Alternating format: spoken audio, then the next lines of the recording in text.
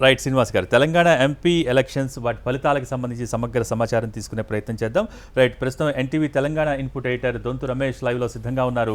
రమేష్, ప్రస్తుతం తెలంగాణ ఎంపీ ఎలక్షన్స్కి సంబంధించి ఫలితాల సరళి ఏ విధంగా ఉంది, దానికి సంబంధించి పూర్తి డీటెయిల్స్. తెలంగాణ లోక్సభ ఎన్నికలకు సంబంధించి మొత్తం 17 స్థానాలకు గాను మొత్తం క్లారిటీ వస్తుంది. 8 స్థానాలు బీజేపీ లీడ్లో ఉంది, 8 స్థానాల్లో కాంగ్రెస్ లీడ్ ఉంది, ఒక హైదరాబాద్ స్థానం మాత్రం ఎంఐఎం లీడ్లో ఉంది. ఒకసారి కనుక పరిశీలిస్తే 8 స్థానాల్లో పెద్దపల్లి కాంగ్రెస్ అభ్యర్థి గడ్డం వంశీ లీడ్లో ఉన్నారు. 96,000 పైచిలుకు ఓట్లతో ఆయన ఆధిక్యంలో ఉన్నారు. ఇప్పుడే మీ ప్రతి నెల లిస్ట్ లో డెల్టా శ్రీహరి పంచతులసిని యాడ్ చేసుకోండి.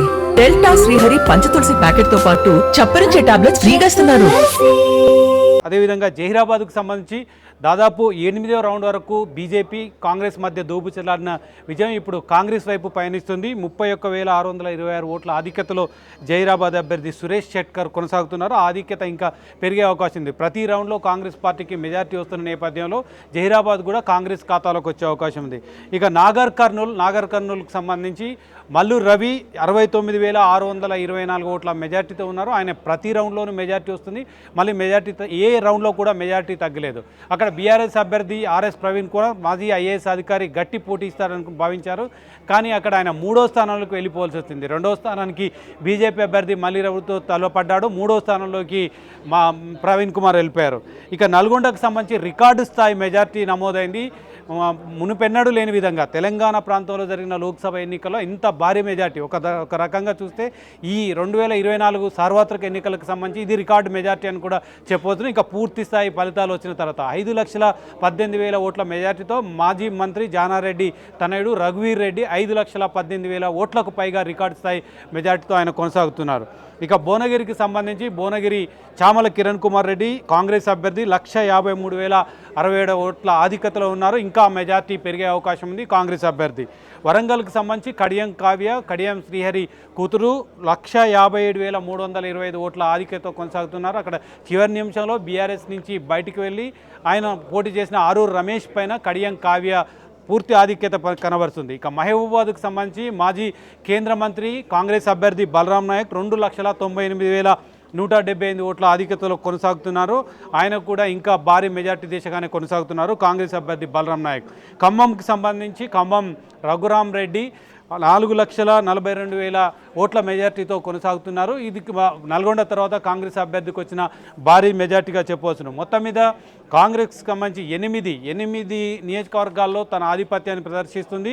ఒక జహీరాబాద్కు సంబంధించి విజయం దోబుచ్చలాడినట్టు కనిపించినప్పటికీ అది కాంగ్రెస్ ఖాతాలోకి వెళ్ళే అవకాశం ఉంది. స్పష్టంగా 8 స్థానాలు తెలంగాణలో కాంగ్రెస్ పార్టీ గెలుచుకునే అవకాశం ఉంది. ఇక బీజేపీ ఖాతాలో కూడా 8 స్థానాలు వెళ్ళాయి. బీజేపీ నిజామాబాద్కు సంబంధించి ధర్మపురి అరవింద్ 1,760 ఓట్ల ఆధిక్యతతో కొనసాగుతున్నారు. ఆయన సమీప ప్రత్యర్థి కాంగ్రెస్ అభ్యర్థి జీవన్ రెడ్డి పైన.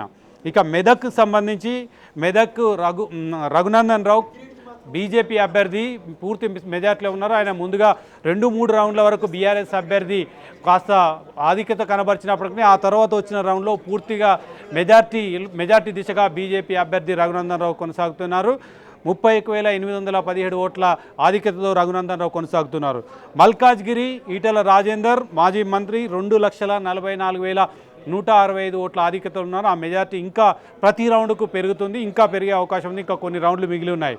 సికింద్రాబాద్ కిషన్ రెడ్డి ప్రస్తుత కేంద్ర మంత్రి 4,49,254 ఓట్ల మెజార్టీతో కొనసాగుతున్నారు బీజేపీ అభ్యర్థి. చేవెళ్ళ కొండా విశ్వేశ్వర రెడ్డి భారీ మెజార్టీ దిశగా 1,15,184 ఓట్ల ఆధిక్యతలో కనబడుతున్నారు. కొండా విశ్వేశ్వరరెడ్డి తన సమీప ప్రత్యర్థి కాంగ్రెస్ అభ్యర్థి రంజిత్ రెడ్డి పైన.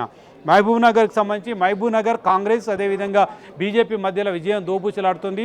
ప్రతి రౌండ్లో కొన్ని రౌండ్లు కాంగ్రెస్ తొలి రౌండ్లు కాంగ్రెస్ అభ్యర్థి కాస్త స్వల్ప ఆధిక్యత కనబరిచినప్పటికీ ఇప్పుడు 13,654 ఓట్ల ఆధిక్యతను బీజేపీ అభ్యర్థి డీకే అరుణ కొనసాగుతుంది.